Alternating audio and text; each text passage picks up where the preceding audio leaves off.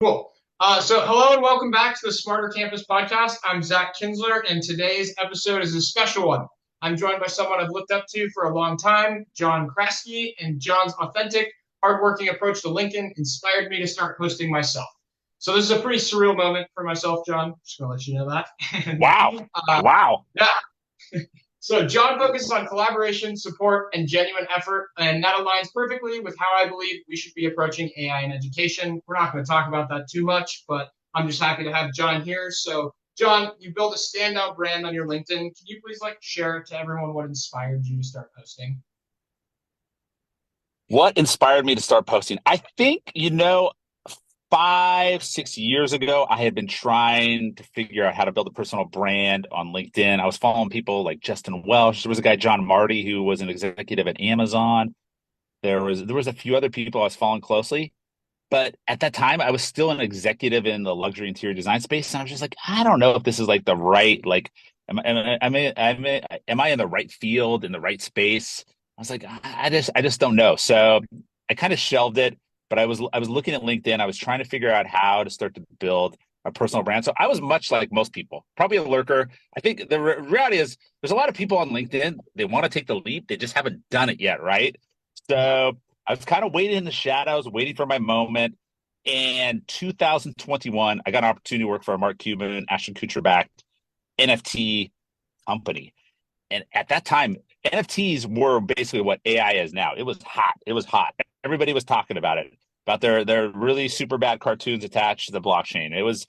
Making millions, making billions. It was insanity. It was insanity. So I said, it was like a light bulb moment. I just remember it just clicked. I was like, wait a second. This thing I've been struggling with LinkedIn, trying to figure out when I would have that opportunity. I said, this is it. People are going to want to hear about this. I'm in a hot space. I'm working for Mark Cuban, Ashton Kutcher.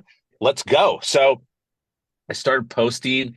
I kind of did baby steps. So initially I was just kind of posting article links and then talking a little bit about it. Maybe I'd add a couple sentences. It was nothing really super creative.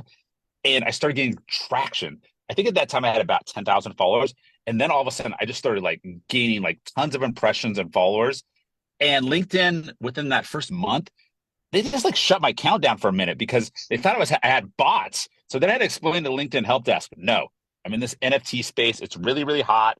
This is why all this engagement's happening. They said, okay, okay. And then maybe a few months later, I got an email from somebody on the LinkedIn creator team. And they said, hey, would you be interested in joining the creator program? I said, sounds interesting. I don't know what this is. So they put me in their creator program. And then that, for a lot of people, is an incubator to getting the top voice badge. So then maybe 6 months later, I got the top voice badge. I mean, it was crazy. It was this whole crazy series of events. And then obviously now I'm at almost 90,000 followers 3 years later. But yeah, that's how I got started.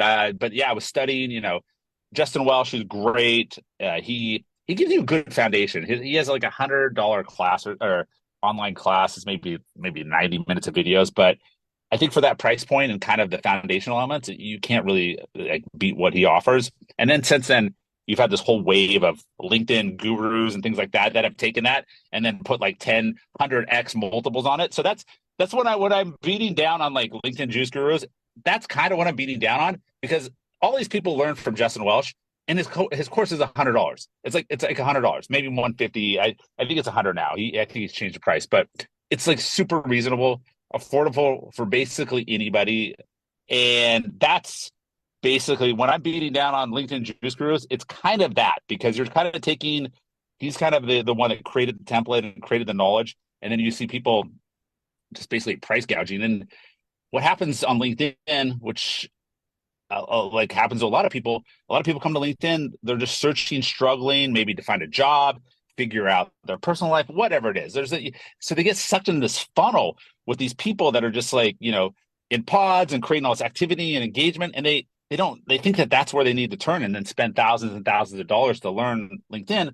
When in reality, I mean, if you're going to spend some money, just spend it like on somebody like Justin Welsh for $100, or just figure it out on your own. I know so many people that have been super successful just building their own personal brands without paying anything. There's somebody, Brooke Schweeder, she started posting less than a year ago, I think, and she like went from 0 to 14,000 followers, just being herself.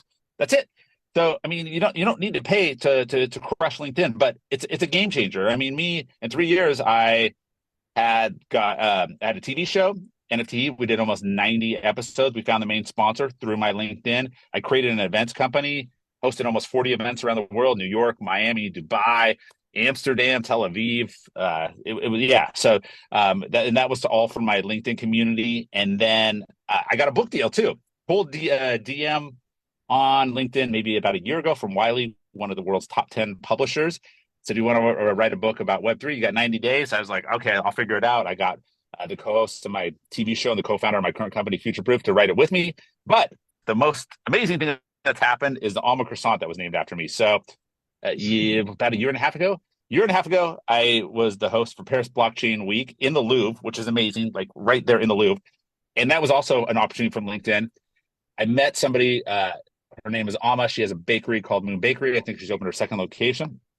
She agreed to just kind of show me around the city a little bit because I've only been to Paris once. I didn't really know the city. So we did a tour. I was kind of explaining to her I love alma croissant. So we're kind of going to some of the best alma croissant places there. Fast forward, she's opened her own bakery like 6 months ago and decided to name the alma croissant after me. So this right there is the power of LinkedIn. So I think that's my proudest accomplishment, is having a baked good named after me, because I love baked goods. I have a massive sweet tooth. I love alma croissants. I love cupcakes. So yeah, so that to me, at the end of the day, whenever my time passes and I'm no longer on LinkedIn, I think that's the way I want to be remembered, in the form of a nice, fluffy, buttery pastry. Oh, yeah. I mean, that's incredible. I mean, that's one thing that I think everyone would like to be remembered as, is a nice. Yeah, you need one too. I mean, do Yeah. you want almond croissant, or do you want like a regular croissant, or you want like a little tart? I mean, what would it be? Yeah, I know, that's so funny. One thing you talked about that I think is so funny is that like everyone on LinkedIn just like talks about something that they took from someone else. And I think like a huge issue with AI, and a lot of the people that are going to listen to this are like teachers, and like teachers are getting like conned all the time by these like AI gurus that are just telling them they need to use this to buy this. It's like how do you discern between the LinkedIn gurus and someone actually offering quality? You know what I mean? In on LinkedIn. Yeah, you can just kind of tell. I think figuring out authenticity, I think you can immediately kind of tell, because especially when because I started in Web3, and then all of a sudden Web3 started to die down, and then you see a lot of these people that just went from Web3 and they jumped onto the next hot trend, which was AI. And most of it was just kind of like prompts. I'm just like, this is not even real knowledge. You're just telling people how to prompt. You're basically telling people how to Google, right? So, which is completely ridiculous. So I mean, at the end of the day, being able to use ChatGPT is just like advanced Googling, isn't it? I mean, that's really the skill set. It just seems like, I mean, it's like, this is not a real skill set. And like I was telling you before we started the show, I recently connected with this guy, Brian Evergreen. He's one of the smartest people in the world when it comes to AI. And I mean, he cut his teeth at real companies. I mean, at the end of the day, that's what I look at. I'm like looking at pedigree. These gurus, like I don't like, none of them seem to have universities from schools I've ever heard of. They worked at companies I've never heard of. So like, you know what? Like, that's actually, to me, that's my litmus test. I'm gonna look through your LinkedIn, and actually, like a resume, I'm gonna like look to see like where you chopped your teeth. You know, if you worked at Google and Amazon or wherever, you worked at, some interesting tech startups, then I'm going to be like, okay, I should probably listen to this. But most of these gurus, not pedigreed at all, not very educated. They're definitely trying to pull the wool over your eyes, and it's not a vibe. I mean, the reality is, us humans, I think we're much smarter than AI and just like slick marketing and things like that. We actually, your gut is almost always right. That's the one thing I've learned through my whole LinkedIn process. Almost always trust your gut. If you just have a little inkling, something that seems to be a little off here, doesn't pass the sniff test, then you're probably right. It's probably not going to pass the sniff test. So yeah, like for instance, like I've been doing some stuff with this Brian Evergreen guy, helping him kind of promote his book, his LinkedIn learning class. He's going to be doing a conference. But I mean, he worked at Microsoft. He's head of AI innovation and research at Microsoft. He worked at Accenture, Amazon Wireless. He knows what he's talking about. He knows what he's talking about. LinkedIn gave him a LinkedIn learning class. I mean, there's things. He has a LinkedIn learning class. He has the blue badge. I mean, I'm not trying to flex that I have a blue badge, but the blue badge is, the editorial team at LinkedIn gives that. And the editorial team at LinkedIn they're not dumb. They're not dumb at all. So they know the people that are like in pods or cheating it, or they just don't have the pedigree.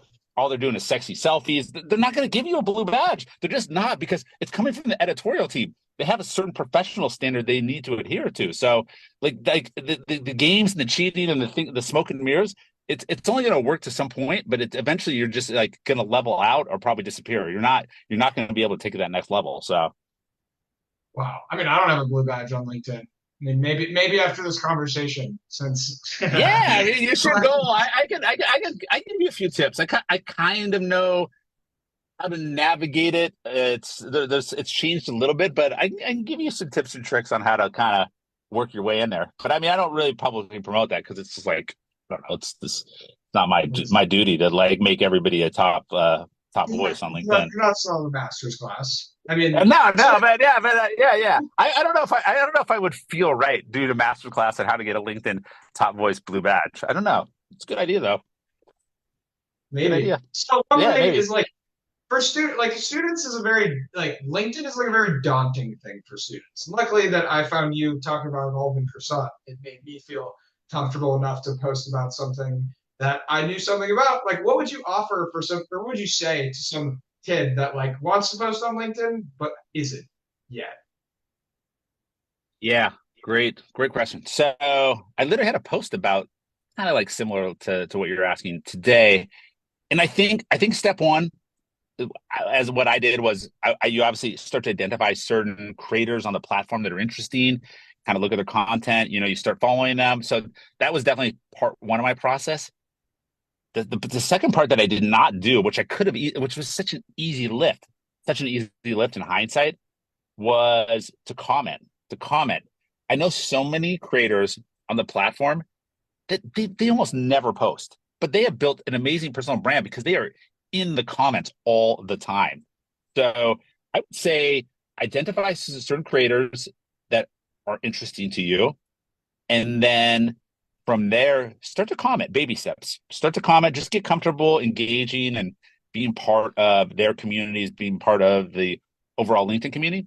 And then take the plunge and maybe just do a post. Maybe just kind of I see this template on LinkedIn. I've actually never done it, but it's like let me reintroduce myself, and maybe like it doesn't have to be exactly that like hook, but something just like where you introduce yourself, why who you are, where what you've done, why you're on LinkedIn, or where you want to go. Something really simple like that, just kind of your story as a human, kind of like that first interview question most companies ask, tell me about yourself, right? Like that's basically what I would do for a first LinkedIn post. Something simple. People do love to talk about themselves. So I know like a lot of people are a little shy and whatnot, but I think something like that would be a great way, just kind of get your feet wet, get comfortable, and you realize LinkedIn, once you start, the thing is you'll like at that point you've already commented with a bunch of other creators, and they're engaged, you're engaging with their content all the time. They're going to reciprocate. They're going to see that you posted, and they're going to be so excited, and they're going to start to give you a lot of love, and you get the comments, and then you get like at the end of the day, LinkedIn is confidence and momentum. That's it. It's just like most things in life. So that'll give you the confidence and momentum to keep going, because I think at the end of the day, that's the thing that holds most people back: confidence, momentum. And then the other thing is too, people that work at companies, I mean, there are some like politics involved. Some companies just do not want you like really posting on LinkedIn or whatnot and things like that. But I think there's a way to be strategic and smart about it. There's somebody, Rebecca Kenzie, she works at Salesforce.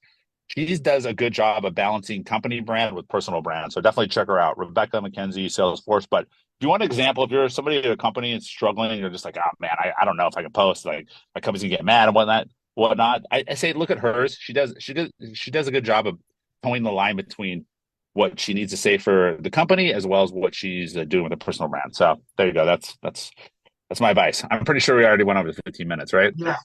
John, thank you so much for the insights today. I mean, it's been an honor chatting with you and having you on the It's podcast. been I really, amazing.